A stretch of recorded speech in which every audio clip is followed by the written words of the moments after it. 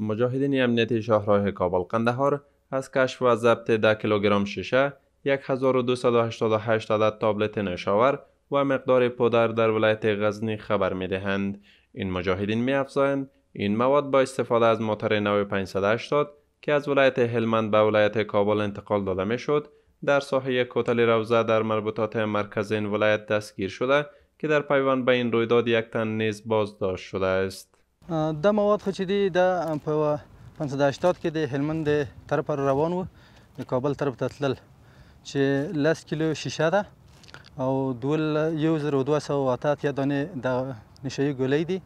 او یو اندازه پوډر دی چې دغه د موږ مجاهدینو د روضې د کوتل په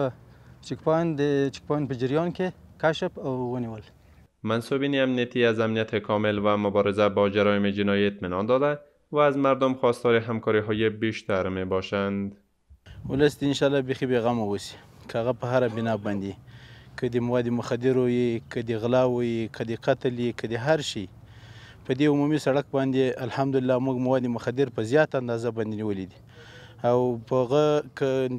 د جنایي برخه کې کغلې ک قاچاقي دي هر شي مخنیوي مو کړی ده. این در حالی است که قبلا نیز 10 کیلوگرم مواد نشاور توسط مجاهدین امنیتی توله شاهراه در مربوطات ولایت غزنی کشف و ضبط شده بود.